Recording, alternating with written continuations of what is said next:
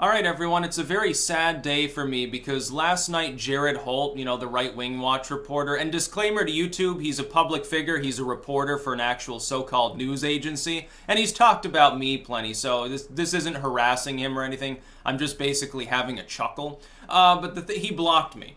What happened is that I guess he was flying on Alaska Airlines and he missed a flight, like it was delayed or canceled or some bullshit. And he was pissed, I guess, at them. And so he was tweeting about it. And I decided when they responded, I guess they're customer service people, I decided that I would respond back and say, be careful. He might write a hit piece on you. He might defame you, so be careful what you say, basically. And he blocked me. Now, here's the funny part. Like, I've said worse to him before. I like yanking his chain. Honestly, it is amusing. It's sort of like a microcosm of blood sports when you really think about it. He represents an element of the corporate media. It's sort of like when Hard Bastard and Pac-Man go at it. You've got someone who represents a corporatized variant of the press, and then you've got someone who is totally independent and grassroots funded, who does their own thing and doesn't need an office, doesn't have sort of the what you would consider an official job title with an employer. And by the way, I thought it was funny. This is even funnier. I guess in the run-up to that, I can't see his tweets, not that it's a problem, but somebody else apparently, they saw one of them and they screen capped it for me, and it was like, basically, I finally blocked the shirtless Holocaust denier. So now you're worried about the way I dress. This is exactly the same mistake corporate media has made. It's all about image and not about content. That's problem number one. Number two, don't tell me about Holocaust morality when you're getting your paychecks cut by someone who literally threw other Jews under the bus in order to save his own ass, George Soros, during World War II. Number three, your claim isn't even true. You're echoing the same falsehood that comes from BuzzFeed. But even in the original Rational Wiki article, it doesn't say I'm a Holocaust denier. They just call me a revisionist, which is equally untrue, and based on a out-of-context 5 or maybe now 6-year-old edited video clip. But okay, keep thinking that that's contemporary. Remember, everything online stays there forever, so be careful. When you make mistakes, sometimes it pisses people off. They hold a grudge. But you represent the same corporate media that's like, you don't care about drone strikes, you don't call out war, and you want to lecture other people on morality. Then at the same breath, you defame people and you spread falsehoods about them. Like when you tried to say Sargon was a Nazi gatekeeper. Okay, yeah, look at Sargon's dust-ups with the alt-right over the last, 3 or 4 months. Try and tell me he's gatekeeping for anyone. So now they're going to strip that down. They're going to call him just a Nazi platformer. The fact that he even talks about them, we're supposed to be out of sight, out of mind. It's basically the corporate media wants to create a strange categorical system in which the alt media is invariably extremist. If you talk about something, you're platforming it. If you don't talk about it, you're ignoring it, you're ignorant, and therefore you're causing it to spread by not fighting it. And I've seen both things said about the alt media. They've tried both attack lines. They use them interchangeably. They'll say in the same breath that it's, for instance, my responsibility to combat the alt-right. YouTubers need to spread awareness about the evils of extremism, but at the same time, if I actually go off and debate Richard Spencer, which I did, and Sargon was there too, then all of a sudden I'm a gatekeeper. I'm enabling people who hate. Okay, makes perfect sense to me. Now, it doesn't make sense to me, it doesn't make sense or compel any of my audience, which is far larger. It was a little bit like when the Wall Street Journal, that dude there, oddly enough, in his last article did name drop me. When he hauled off and attacked PewDiePie, and it was all very funny, and PewDiePie got much more popular thereafter, the Wall Street Journal didn't think it through. What they did is defame him.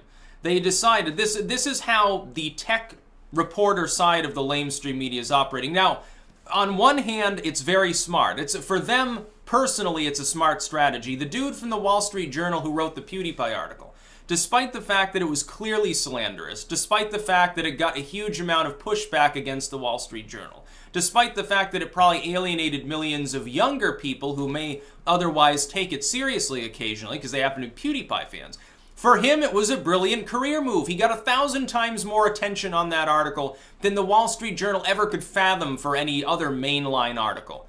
And he kept ramming them out. You attack people, you antagonize them. Here's the thing. The alt media is more cued in to our fan base. I'm more likely to interact with you, one of my fans, than some pundit at CNN. Tucker Carlson's probably not going to retweet you.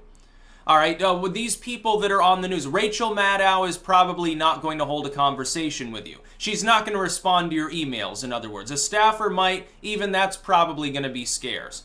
But we actually communicate with people so they know they can antagonize us. They also know that technically it's good when they get brigaded by our fans.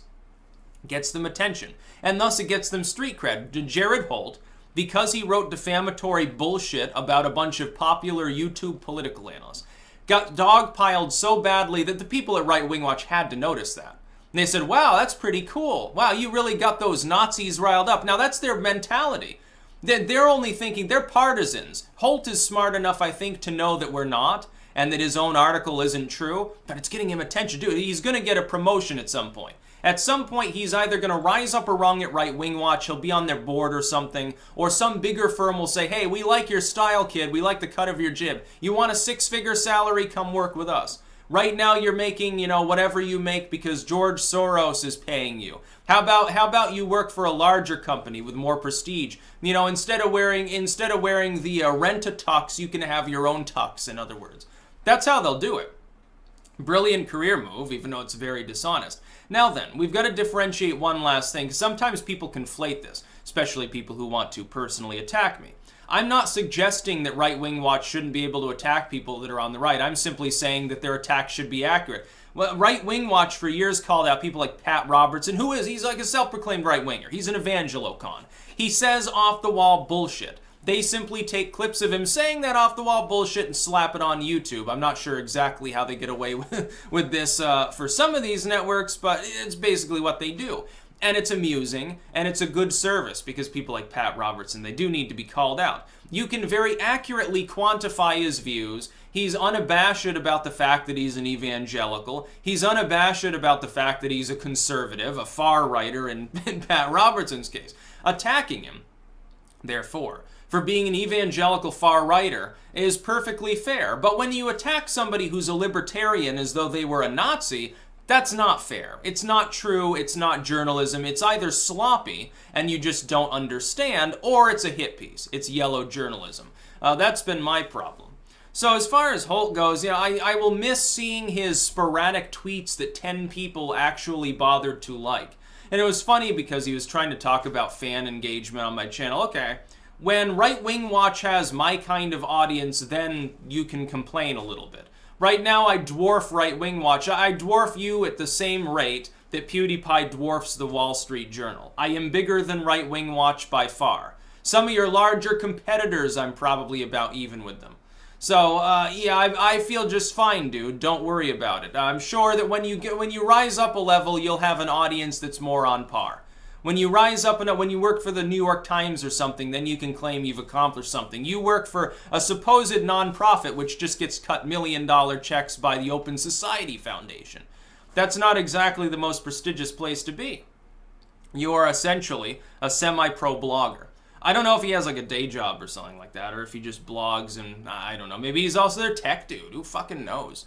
Who knows at this point? There's some opaque nature within the corporate media, but keep reporting. I'm sure he'll still watch my videos. He'll probably do a write-up on this one too. It's maybe funny.